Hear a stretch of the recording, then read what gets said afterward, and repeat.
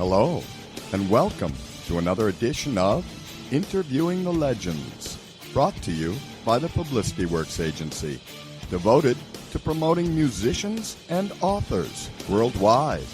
Call us today at 941-877-1552 to start your free publicity evaluation. Remember, we shine only when we make you shine. Please welcome the host of Interviewing the Legends, music journalist, author, and entrepreneur, Ray Shasho.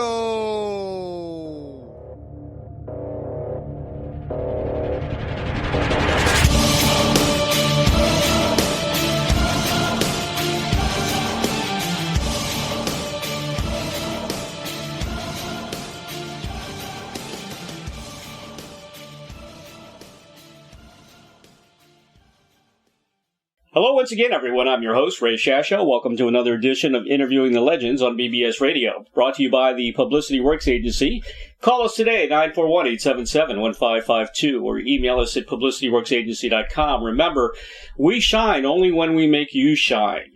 Three-time Grammy winner Tom Chapin and his daughters Abigail and Lily, a.k.a. the Chapin sisters, offer 30 minutes worth of kid-friendly music with Mornings with Papa Tom Chapin and the Chapin sisters.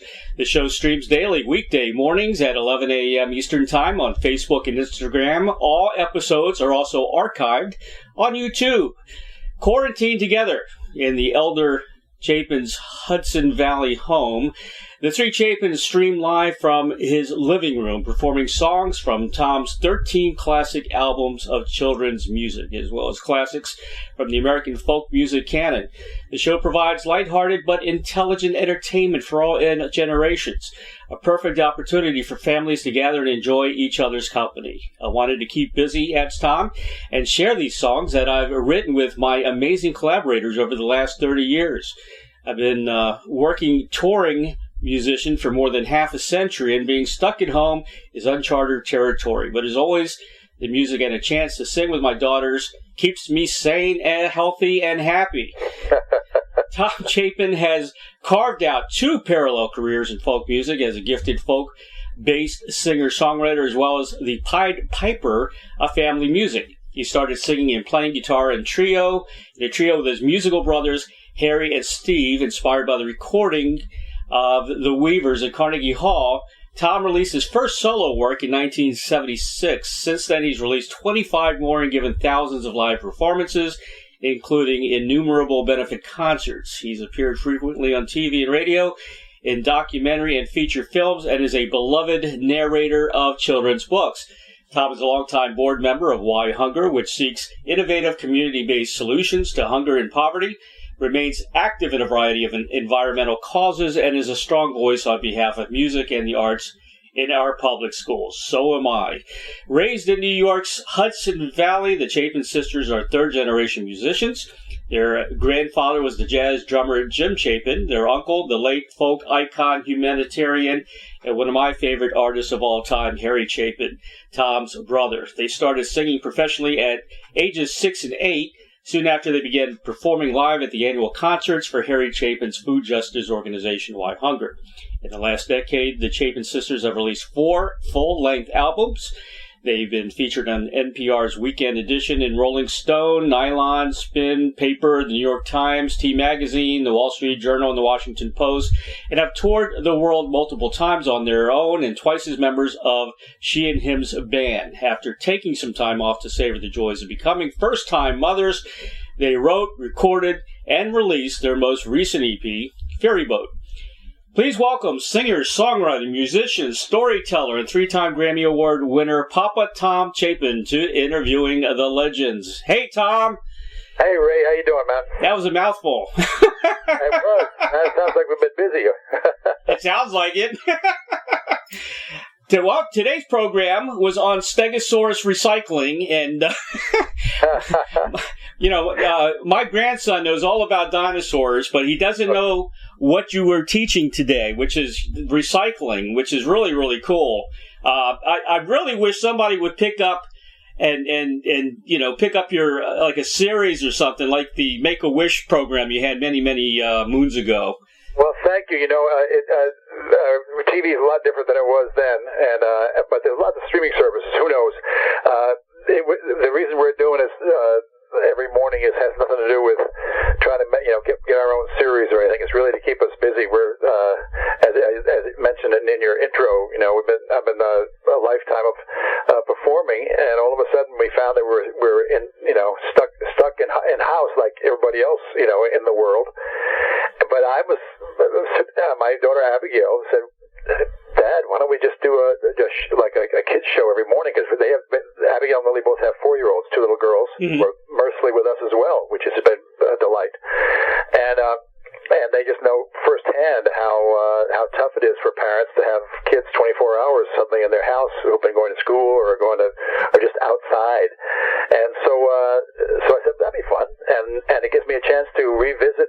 In certain cases, I have 13 albums for families that I've performed. Started in 1988, right. and 5 Grammy nominations for those albums and stuff. And suddenly I said, "What a great idea!" So we just started it, not expecting it to be much, but we just threw it up there on my website, and all of a sudden we've got every day a bunch of people who at 11 o'clock Eastern time, who check in and say, "We're here again." They start talking to each other during the show on Facebook and on Instagram. And it's become a whole little thing. Today was our 21st show. Wow! This is our beginning of our 5th week. Who can believe it? So, and with no end in sight at the moment, and we're loving it. It's been really fun.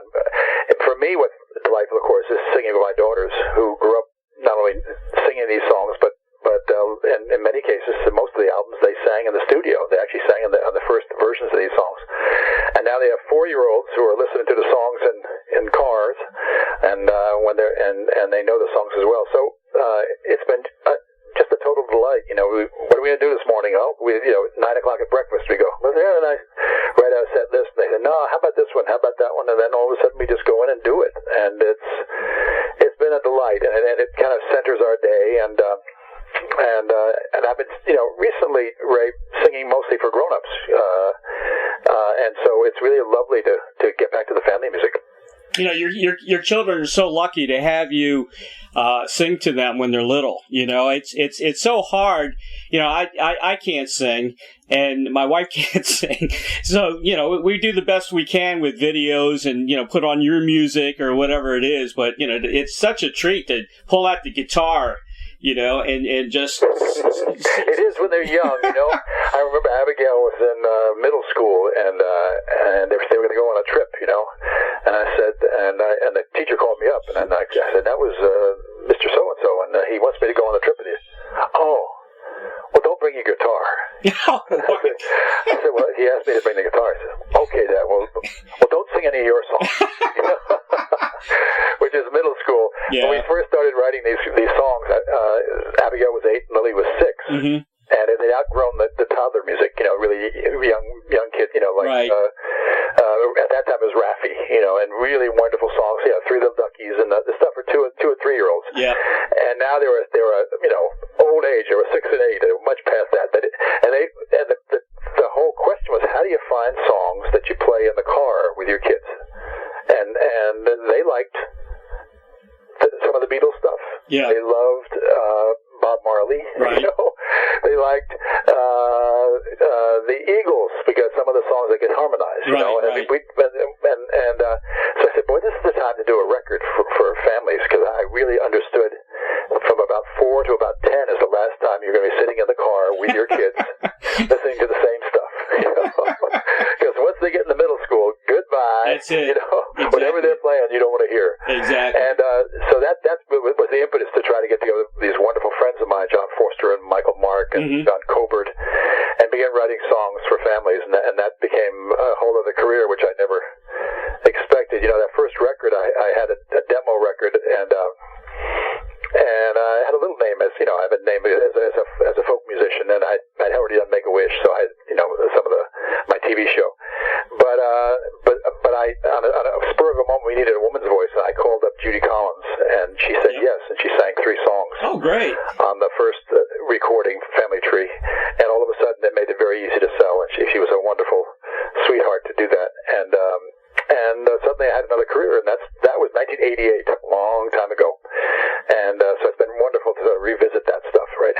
But, with your family, you could be the American version of the Wiggles. Well, it's funny that you say that because all the way through I've been doing this kind of what I think is, I'm very proud of this body of work. But it's always the people on TV that are really well known, and it's never been I never can play a stadium or something, and it's always the Wiggles was somebody else, it was Sharon Lois and Bram, and it was various people early on, right, and Raffi and those people. But it's been a wonderful thing to play for families, and I really come from the folk side of this, which Pete Seeger and Tom Paxton and Peter Paul and Mary and a bunch of people have all done wonderful kid stuff. And in fact, folk music in general really was not folk music for just teenagers on the radio. It was always for the entire human animal, 90 years old and 3 years old and all the way through. And so that kind of was my inspiration. I had no worry about, oh my God, it's going to ruin my rep to do kid stuff. It was more about, boy, this would be fun to try this. And who knew that that would be a career move? I had no idea. But as I said, it's been recently I've been doing mostly grown-up stuff and playing the elderly, the folky and the Chapin and doing all those kind of things as well. But the highest joy is playing with my family, with my daughters, and Harry's daughter Jen is a wonderful musician as well. Yeah. And my brother Steve is still alive, and Harry's band, Big John Wallace and those. So I've been very lucky in my career to be able to bounce in a whole bunch of stuff that interested me. What you want to do to get up in the morning, and that's part of what this does for me. It's funny, when I was in grade school, we sang nothing but folk songs, and for some reason they stopped doing that. I remember, Shoe Fly and all kinds of, and we used to sing those during class, it's such a fun time. And I'm with you on, schools need the arts program, Bingo. I mean, I was huge on art in school all the way growing up, and music. I did music, and I learned a lot. They used to bring different instruments in the class, and we used to learn those instruments. It's so important. I just hope they don't get rid of that. Well, it's a struggle, because it's always about they keep sort of moving toward the corporate model. What's the bottom line here? Right. But the reality is, education is much more than that. And I'm a huge believer in the arts and education. Yeah. If for no other reason than to help teachers, Yeah. What kept me, as you mentioned yourself, what kept me in school and most excited was drawing and music and even a little bit of drama and stuff. That kind of stuff was always, if you could find a way, and there are wonderful ways to teach curriculum through that. That makes it so much easier and more enjoyable for everybody. And I think it's a real mistake to just go back to we just got to teach them.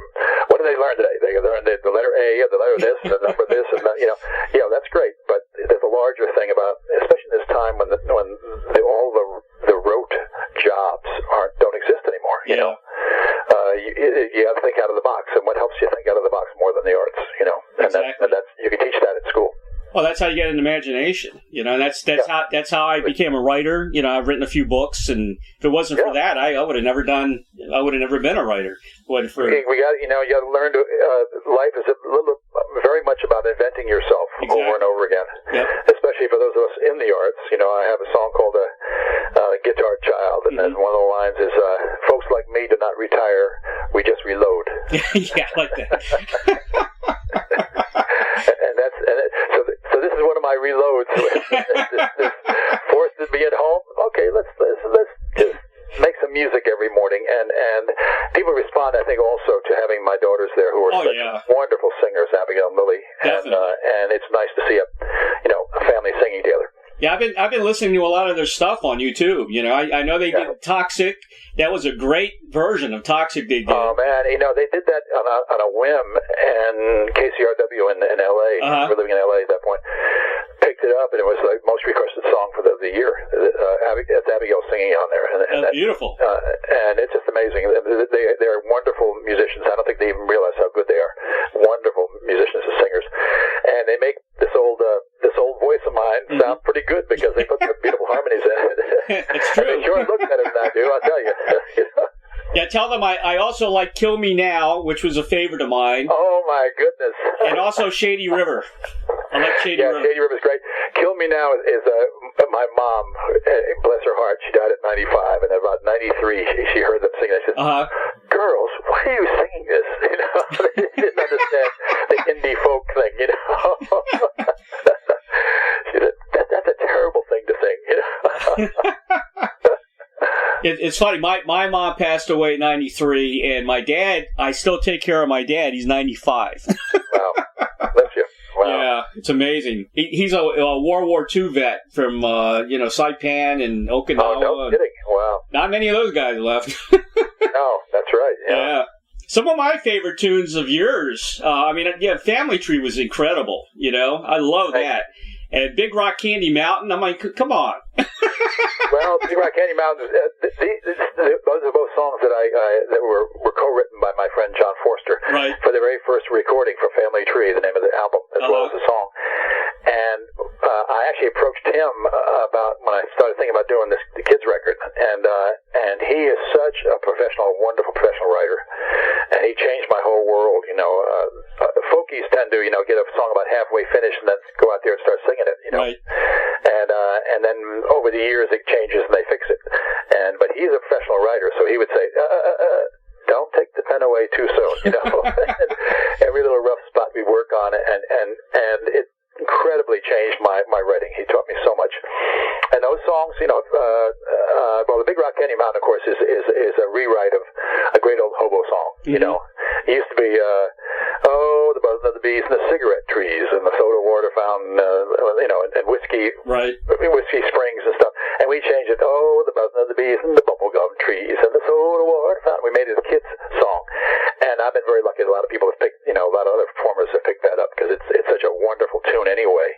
And the idea of a Big Rock Candy Mountain is a very kid-like idea anyway. Yeah. So that's been nice that, and so we actually, one of the things we decided to do was also in those 13 albums, sometimes pick some old favorite tunes. We've done a bunch of classical rewrites, like Swan Lake. Mm-hmm. Don't make me go to school today, oh mom, don't make me go to school, which is, I've done that with several symphonies, and it's really wonderful on the rehearsal. They start playing it, and then the words, and they all start laughing, because and a couple of people said, I'll never see Swan Lake the same again. That's true. And we have we've done William Tell Overture for about a horse, and a trail ride. It's been, so that's been great fun. The great thing about children's music, and this is one of the guys who wrote on Sesame Street once said, it's the last bastion of freedom in the recorded world. True. I said, what do you mean? He says, well, it means that, kids have open ears. They don't care if, when you make a record and the record company says, well, what is it? Is it folk? Is it rock? Is it pop? Is it indie? What is it? And a kid's record, it's just a kid's record. Exactly. So you can do rock and roll, shoving, blues, and next to it you have a classical thing, and next to that you have a reggae, and next to that, whatever it needs, you just follow. And that's been one of the great delights with these wonderful musicians here in the New York area. And my collaborators are all just spectacular musicians. My band is when we play a band, my bass player and collaborator is Michael Mark, who wrote the Entertainment Tonight theme song. Oh, really? Huh. And John Cobert, who's written a bunch of stuff. Right. He was in John Lennon's last band way back when, as a kid.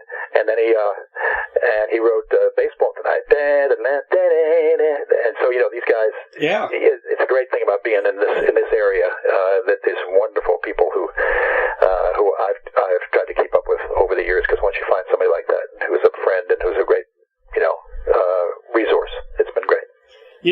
One song you do, I'm glad it had a kind of a happy ending. Don't Play with Bruno. I was a little worried about that one. He's a dweeb. Sure. Well, that was the whole idea, really. Was the idea of how kids talk about other kids. Right.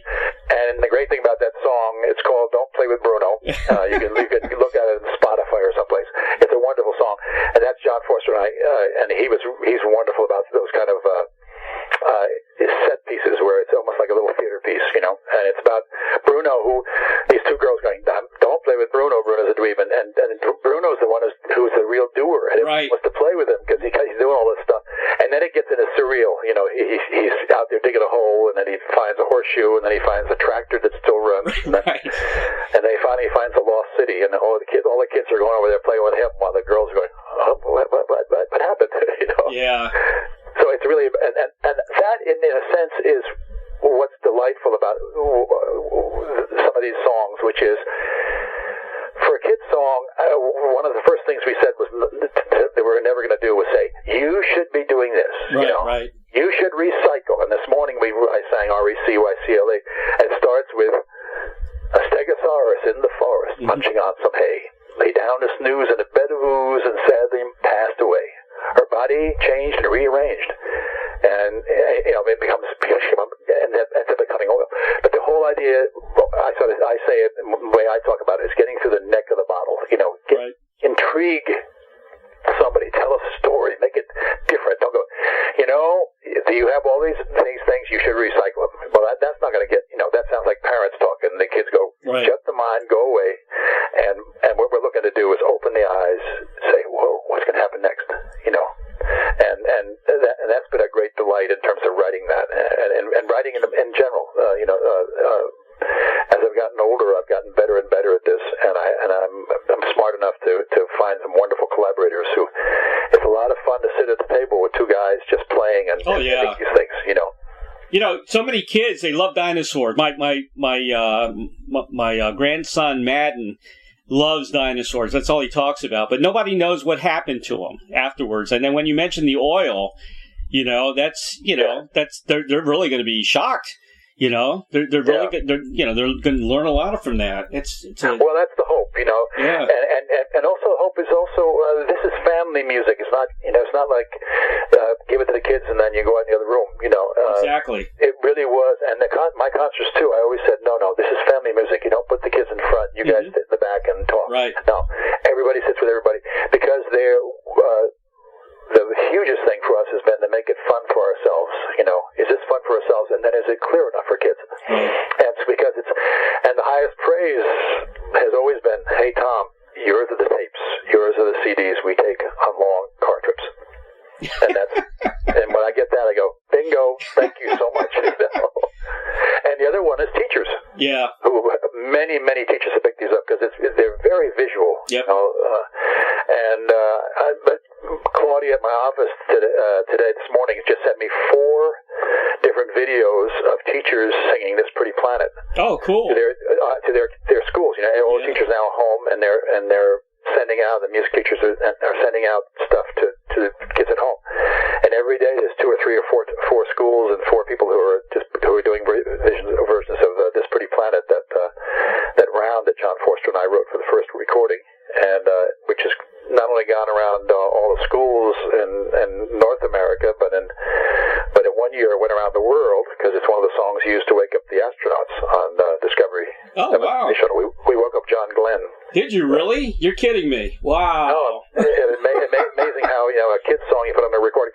What happened was that was one of the the PR department said to ask each of the astronauts on that trip to pick a song that they could play in the morning, and one of them was, of course, "It's a Wonderful World" by Satchmo. Yeah, right. And then one of them was "This Pretty Planet." I had no idea, they didn't mention it to me, but the pilot had 3 kids and a wife who was home all the time while he was up there, and they had my cassette at that point, How cool was that? And they played it in the car. Oh man! And so she said, I forget his name, I'm sorry, but George, you should do "This Pretty Planet."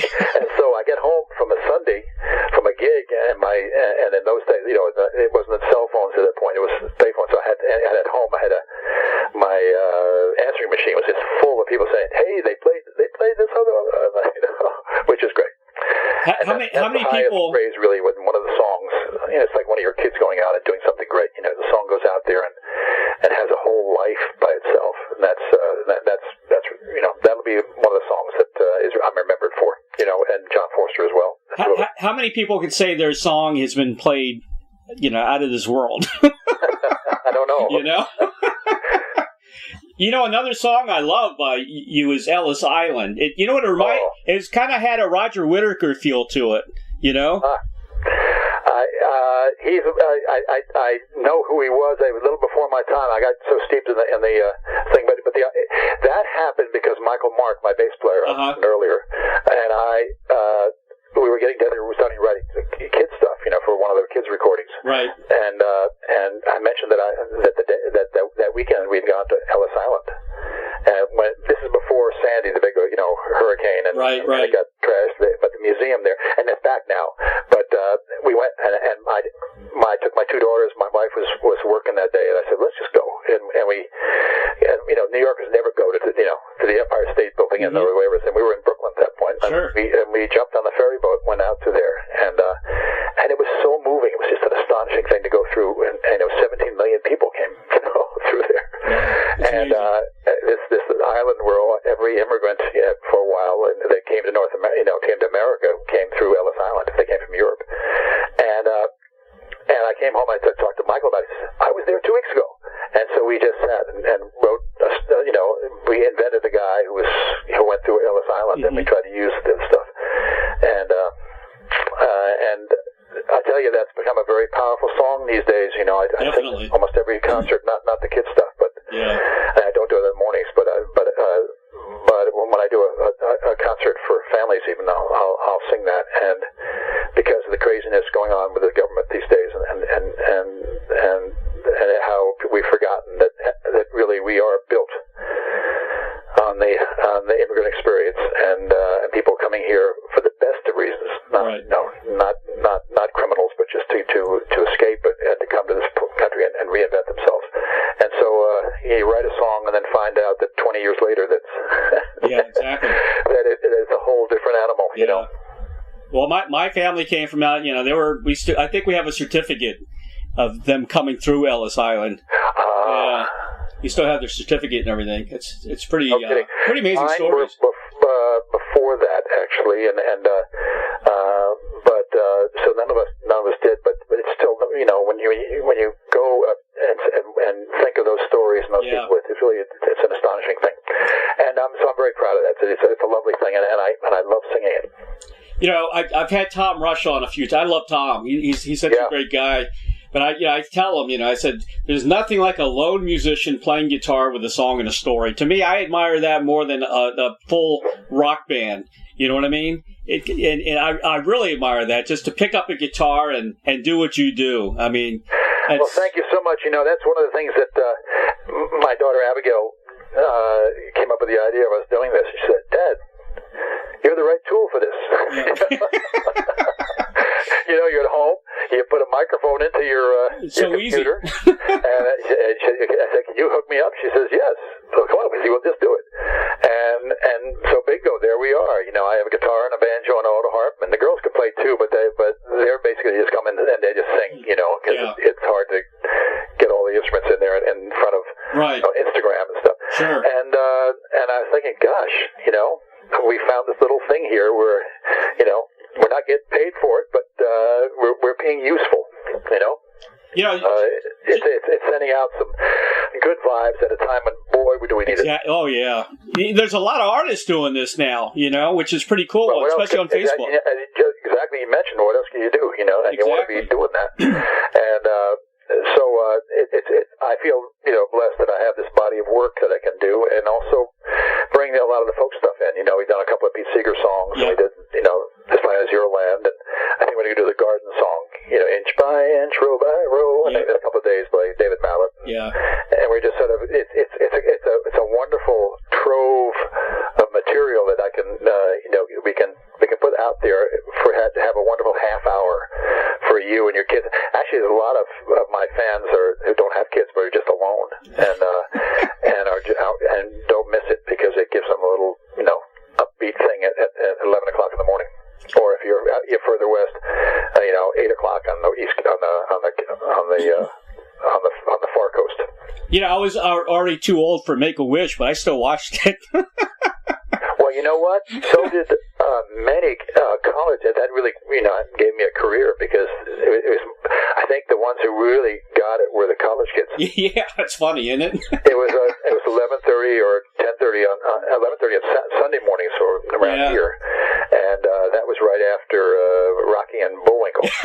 That's funny. And somehow college kids get watched that, and then right before NCAA football. So it was like a perfect kind of this crazy hip crew, and it was kind of a hip show. You know, it was so fast, and so many things, so many quick cuts in there. I was very proud of that show. Oh, the intro was awesome. You know, like you said, it was hip. Yeah, my brother Harry used to call it the for 6 to 11-year-old speed freaks.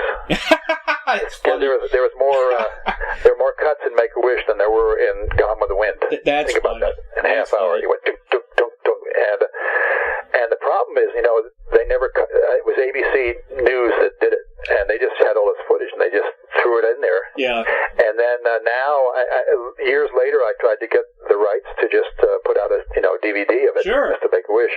And that by then ABC was owned by Disney, and the lawyers said, you know what, they never got the rights to this material. So there'd be a Charlie Chaplin film, and then there'd be something from there'd be a movie, and there'd be all these different cuts of footage that they used without getting any rights for it. So they said you can't use it. That's a shame. Man, what a bummer that is, because it was a great show. That'd be a big hit again if it was re-released. Do you know that? Well, I've seen it because Sandy at one point, my brother Harry wrote the music for it, and I changed it. Actually, I'll tell you, Ray, I was not that much of a writer, and I'd written a couple of songs, but Harry was the writer, and my brother Steve was the writer with the Chapin brothers. And then I went to do Make-A-Wish.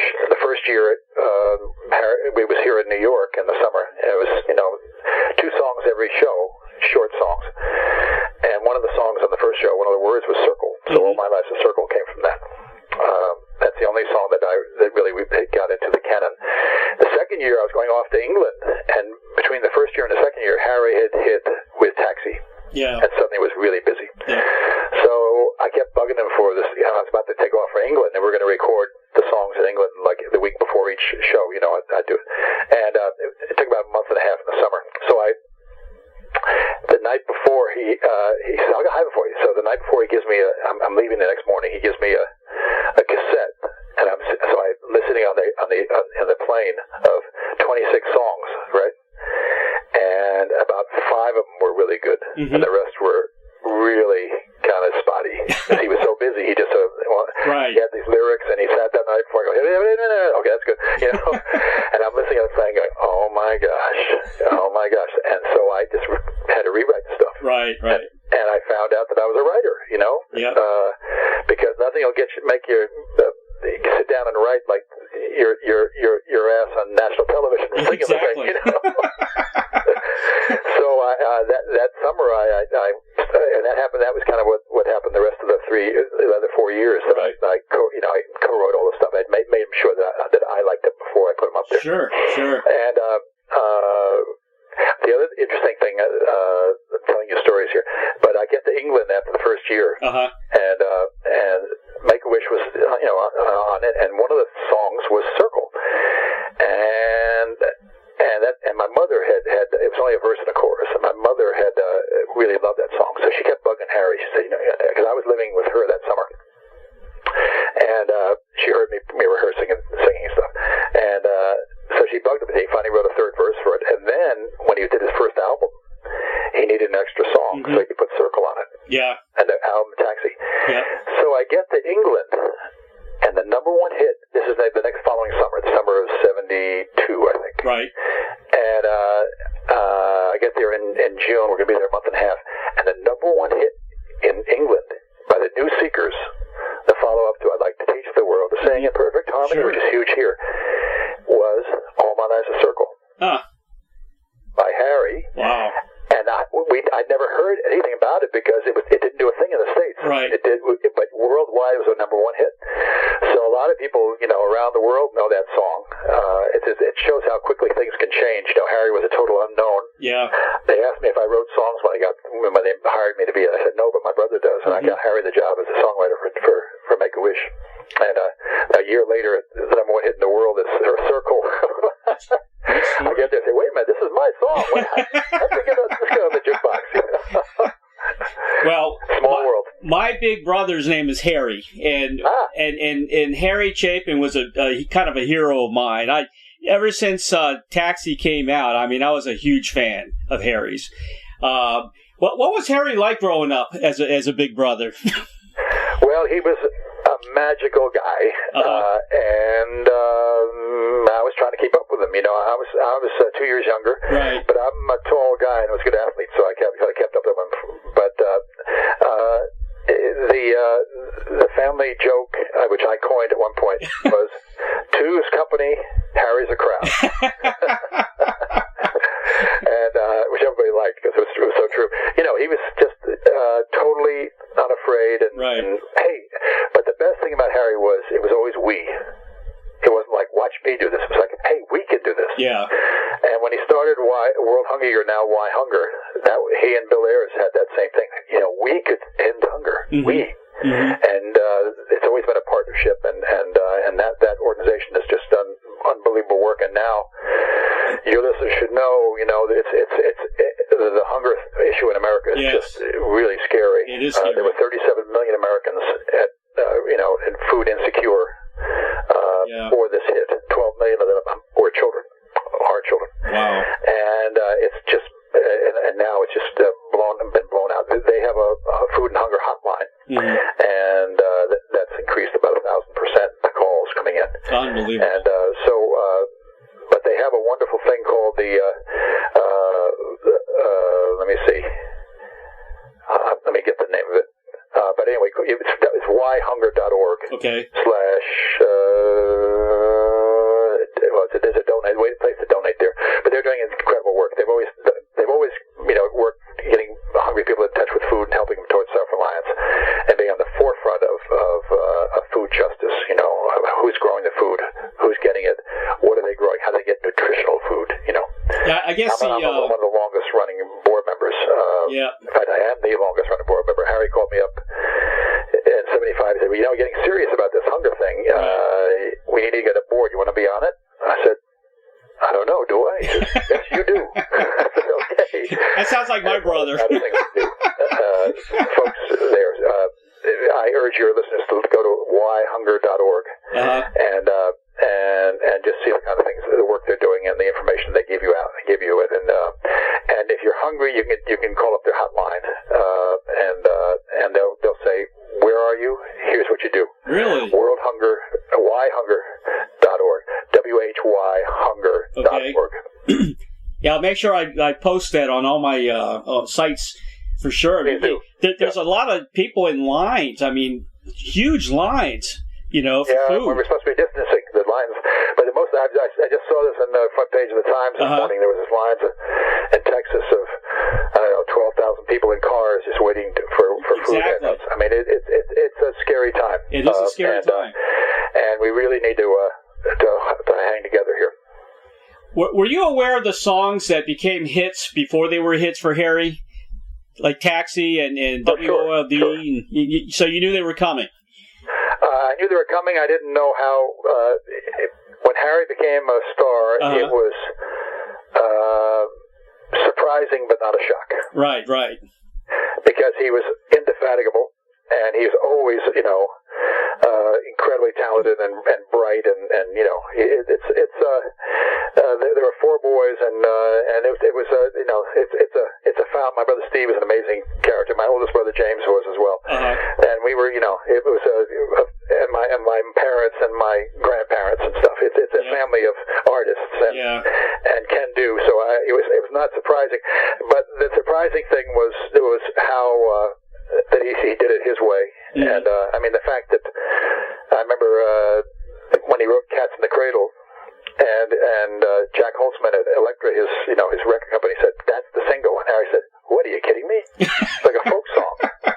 Have you ever heard that on the radio? And Jack says, exactly. And they had a fight about it, but Jack won, thankfully. Yeah, exactly. He was number one in the nation, But, he was...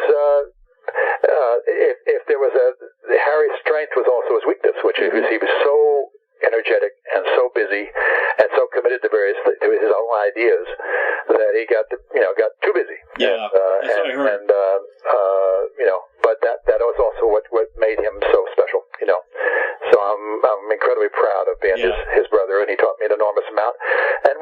from each other. You know, I mean, when he was writing those songs, we were around when he put his band together and stuff, and he was writing for us. And some of the songs that he wrote, we turned down for my band, you know, because they were too long, too much of a story thing. And boy, did he show us how to do it, you know, with the cello and that whole thing, the sounds and stuff. It was great to watch. You know, when he sang a song, it was like he was the character. I mean, like Taxi, you thought, you knew he was a taxi guy, which he really did. He did drive a cab for a while. No, right? he never drove, but he got a hack license. He did get his license. I'll tell you that story. It was. He was working in documentary films. He flunked out at Cornell twice. Okay. Cornell University. And every time he flunked out, our uncle was Richard Leacock, married to my mom's wife. Richard Leacock of Leacock Pennybaker, the great documentary filmmakers, Monterey Pops and all those things. And so Harry always had a job with, Ricky would get him a job to some kind of grunt work, a sound man or something on documentary film. And he became, working on that. But it was the first Nixon recession, and he didn't have any jobs, and he had his apartment to pay for. So he took out. We're here in New York, and so he took out a license to drive a cab in New York, and he was supposed to drive at midnight on Monday night, And Friday, he starts thinking about his old girlfriend, whose name was Claire, not Sue, and she was her father had been president of Eastern Airlines, and they lived in Scarsdale, a rich thing, and they looked at kind of askance at Harry, this character, they liked him, but they thought this is not a life, like he's not gonna be the right guy for her, right. And we lived in the village, and in Brooklyn, and they told their daughter, listen, here, always take a cab, never go on the subway, never go, So Harry said, and then they had finally broken up. They had a stormy relationship, but Harry's first real serious girlfriend. And so he said, what will happen if I'm driving one night and Claire gets into the cab? And he's, that in the middle of the night dream, What am I going to say? Because he was a big talker. I'm going to do this. Well, Monday he gets 2 job offers, so he never drives the cab. And he takes both jobs, both film, documentary film things. Right. So he doesn't have to drive a cab. But then it becomes the song. Yep. He said, it was raining hard in New York. Now let's make it Frisco. It raining hard in Frisco. And then he writes the whole thing, and because he had lived it in his imagination even before, so it never quite happened. Yeah. It's and then he did a sequel to that song. Yep. And it was like reverse, where he became famous, and she was, I guess, happy in her life, but she gave up stardom and all that stuff. She wasn't. Yeah, he kept showing me the sequel, and I was never as impressed with it. And so, but he put it out anyway. Well, actually, you were in his band, I think, in Hamilton, Canada. There's a video of Live 80, and you were part of that sequel. Well, I did. I toured for about 6 or 8 months with Harry. Right. After he did a Broadway show, and called The Night That Made America Famous, and it ran for a few months and got not middling reviews and didn't last. But I was in the band. That was the first time I really played with him again. And then we went on the road, and I would open and do 2 or 3 songs by myself. Then the band would come out, 2 or 3 songs. Then we'd get Harry out, and he'd do his show. And but he got to be really old for me, so I actually had said, Harry, I'm not going to do this anymore. I'm going to get really angry if I do this. I'd rather play my own little guys, 3 people, and my own 2 or 3, 400 people, whatever it is, and have my own career. So I did. Sure. And then about a few months after that happened, he was going to film the show, and he asked me to come and be part of it, which was fine. Right. So I knew all the songs and stuff. Yeah. And of course, my brother Steve ran Harry's band, for years. And so the 3 brothers are very close, especially musically. We help each other out. When he was forming his first band and putting together Taxi and those things, we were in the room with everybody and helping. And it was a wonderful time. First time I saw Taxi live it could have been like the Midnight Special or something. But when Big John Wallace came out and started singing baby so high that she's sky, you know. It blew me away. I said, that voice is coming from this big dude, you know. Oh, well, he was a choir boy with us. That's how Harry found him. Uh-huh.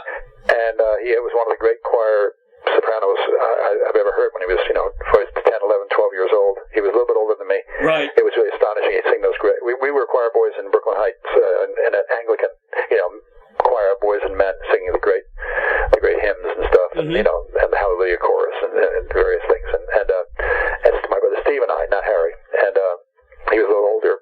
And John was just an amazing musician as well. Well, the story about that is the first time Harry went on the Tonight Show, they did Taxi. Yep. And the place went nuts, and they went to the commercial and came back, and they were still applauding. Yeah. After the commercial, it's like 3 minutes. Wow. And because it was just so remarkable, it's such it's like a little opera. There's a wonderful new documentary about Harry called. Really?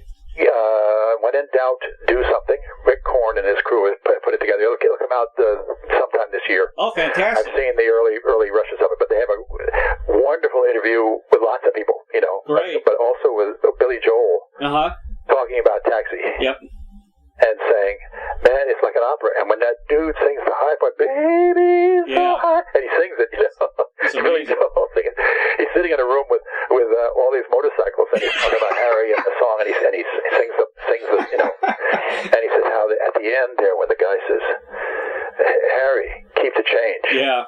And then he says, another man might have been angry, another man might have been hurt, another man never would have let her go.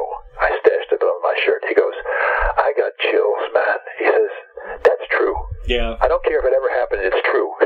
So Billy was right on that. It was great. And then he had the great thing. He says, when Piano Man came out, everybody thought I'd stolen from Harry Chapin. It used to bug me, but now I think, you know what? Harry wrote the best songs. So That's right. I'm proud of that. That's good. Is Big John still around? Yes, he is. He is? He must be 78 years old, I guess. You're kidding me. He and wow. Steve do perform, not this week and not this month, but they still do occasional performances, and about 3 or 4 or 5 times a year, if you're very lucky, you'll hear the Chapin family do something, and John comes. He comes in. And he's an amazing guy. I want to ask you real quick about WOLD. I was a top 40 DJ back in the 70s. So of course I hit it big with this song as well, was that about Jim Connors?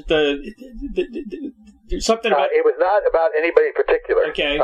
It was Harry when he first got into this thing. He said, I got to work the radio, so I'm going to get my stuff on the radio. And he worked very hard. So every time he went to a town, he would go to the radio station. And I've met so many guys. In my first interview, I was just a rookie at a radio station or the college station with Harry Chapin. He was so gracious. So he was indefatigable. So and after that first year or so, he said, there's a life of these guys who have a career in radio, and that became him inventing that guy. It wasn't anybody specific, but it was every DJ, a professional DJ. It's kind of like Michael and my guy in Ellis Island. You kind of invent a guy or a gal who you can tell the story around and see the life, and that's what Harry knew these guys very well, and so I don't think it was about any particular, because when he sang it to me, he says, "This is what these guys are like, man." And they get a job in Boise, and then that station goes under, or they That's true. The head of their boss doesn't like them anymore, the voice or something. Then they change the thing, and then they had to get someplace, Yeah, that was me. I was a nighttime DJ. Yeah. I was the guy who always closed the station down. Sure, well, and we knew the guys in New York, WNEW-FM. Right. So, like, the first FM who played album rock as opposed to the hit parade. Yep. And that became a huge thing for a while. But Pete Fornatel and all the guys here in New York, and Harry knew all of them. And so I love the idea that how DJs love that song, because it's like, hey, he's talking my life, Yeah. I was lucky enough to play Harry on radio because I was top 40. So, yeah. My claim to fame, I guess. Cool. One other song you're very known for is the Happy Birthday song, right? Well, that was I didn't write that. I just heard it from somebody else, and it turns out nobody knows who wrote it. But it's called it's not a traditional song. The music is of course by Hans Lehar, right? Great, and it's the Merry Widow Waltz. We mentioned earlier how we quote things, you know, and so as John Forster says, it's great to quote dead composers. They don't argue, you know. Yeah, exactly. And so we took that, but it's somebody else I admire. It's a Canadian guy, and I'm going up in the name. I'm sorry, it's my 75-year-old brain. I'll think of it when I go off. But a wonderful kids performer up in Toronto, right? Sang it, and I just started singing it, and then I put it on my recording because it's such a great song. I called him up, and he said, I didn't write it. Then I heard some people told me that it was actually a radio station in New York in the 30s that someone had put the words to that, and it could be anything. You just never know. But it's kind of the folk process, you know, that somebody took a known tune and wrote a happy birthday to it. Happy birthday, we love you. But I tell you, a lot of people sing that song now because of me going around singing it, you know. Well, Tom, it's time for you to make your wish. Here's a question I ask everybody. I get some very interesting answers, okay? Yep. If you had a Field of Dreams wish, like the movie, to perform, collaborate with anyone from the past or present, who would that be? Paul McCartney and John Lennon. I get that a lot. Well, you think about it. First of all, they'd be fun to hang with, you know. Right. And talented, and it would take me in a wonderful direction. Let me think. Who else? Woody Guthrie. Woody Guthrie. Yep. And who else? Pete Seeger. Let me just think about this a minute. I'll go with them. Okay. Good answers. Yeah, I get some interesting answers. Things you would never expect. You know. Like who? I don't know, like Robin Trower, the guitar player. Yeah. Okay, he said James Brown. You know. Funk. Yeah, he likes the R&B things. Petula Clark said Pink Floyd. That was weird. You know, I wouldn't pick that one in a million years. No, me too. Yeah. I got a book out that just came out. It's called The Rockstar Chronicles. That's series 1 out of 4. And I asked the same question to a bunch of artists. I interviewed like 45 guys, intimate questions and things like that. And at the end of the book, it's got all their answers, and it's pretty cool. It's really cool. Yeah, it's pretty cool. That's one of those questions where if I'd known beforehand, I would have really thought it through. But coming cold, it's I'll stick with those. I like to catch you off guard. Yeah, I just finished rereading a wonderful book called Woody Guthrie and Life by Jill Klein. Yeah, which is an astonishing book and wonderful. So I was thinking about Woody, who was of course not a great collaborator. He was a great wrote his own stuff, but it would have been interesting to meet him. So that's what I had in my brain. And I think McCartney and I was in college when those guys hit. Sure. And I was already a professional musician, with my brothers. And they really their chord progressions and their writing is so astonishing, and watching them progress album to album. The Revolver is the album that I really got involved with when I first started, and then from there on out, every album was a different thing, and watching the writing and the stuff and the production was just amazing. So that's because I was inspired initially by Pete Seeger and the Weavers and those wonderful folk writers like Tom Paxton and then I was at the right age to listen to Paul Simon and Dylan and all those. I mean, and Joni Mitchell and the Eagles were great writers, and it was a really fertile time to grow up in terms of songwriting. It was, and so I feel blessed about that. Yeah, it was the best time ever for music. It really was. Yeah, especially radio. there was a moment when pop radio was the place you were listening to find out what was going on in the hip world. Exactly, sure.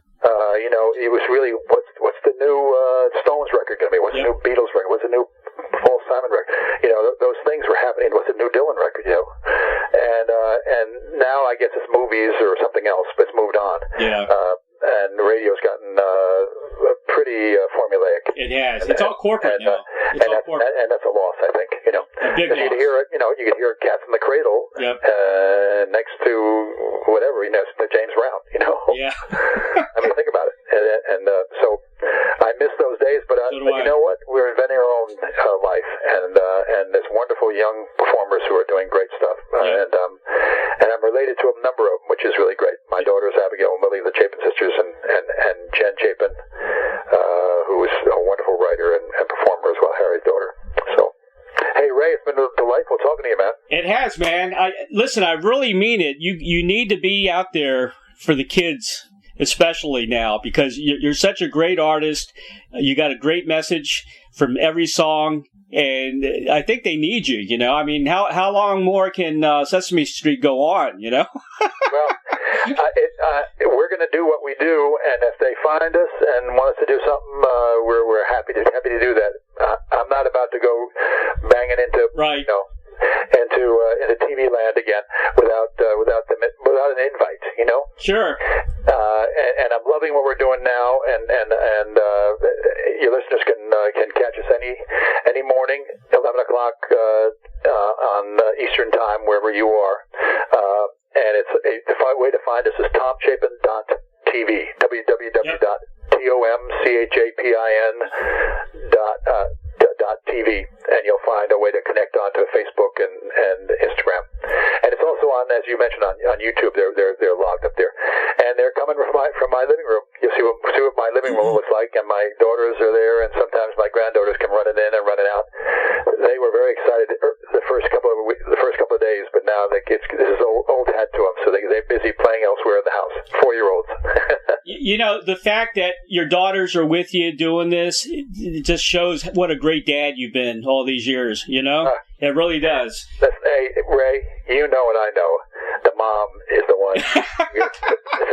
Hey, we got shout out to me, but my wife Bonnie is the best.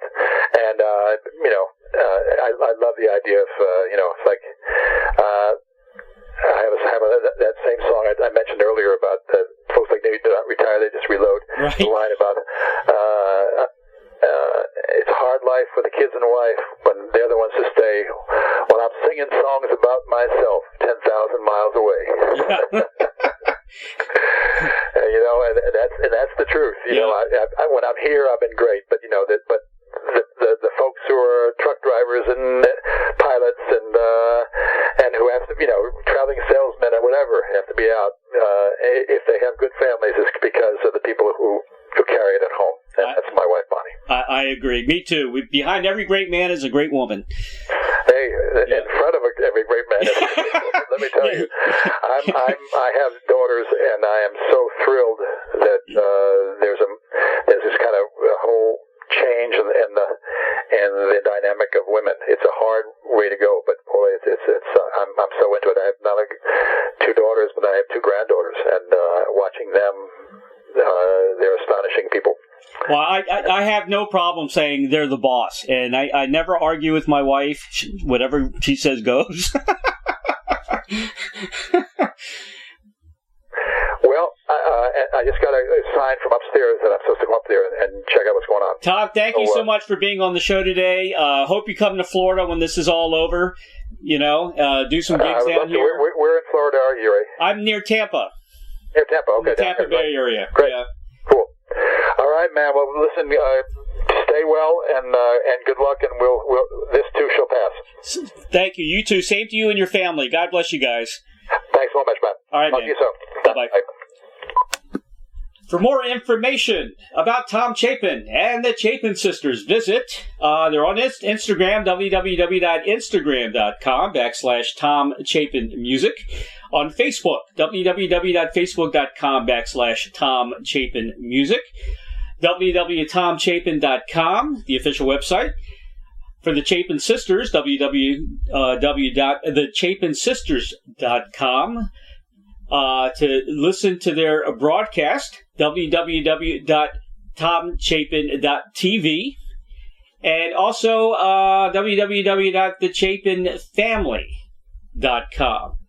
Very special thanks to Howard of Howlin' Wolf Media for arranging this interview with Tom Chapin and the dynamic duo of Doug and Don Newsom of BBS Radio for making the magic happen for each and every broadcast of Interviewing the Legends. If you have comments or suggestions for the show, contact me at interviewingthelegends@gmail.com, and please subscribe to my YouTube channel, Interviewing the Legends with Ray Shasho, for the very latest interviews. It's real news, people. And my new book, finally out, entitled The Rockstar Chronicles Series 1. Truths, Confessions, and Wisdom from the Music Legends That Set Us All Free. Order yours today on hardcover or ebook at bookbaby.com or amazon.com, featuring over 45 intimate conversations with some of the greatest rock legends on the planet. God bless you all, and take care, be healthy, and be safe, and have a great week. Bye-bye now.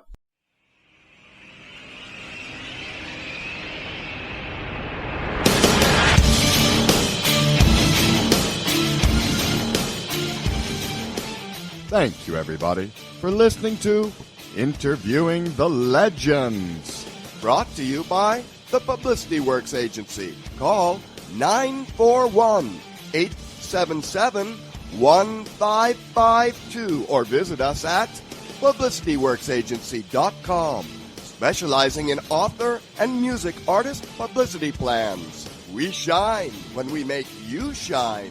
Tune in to Interviewing the Legends every Tuesday at 7 p.m. Pacific Time on BBS Radio, Station 1.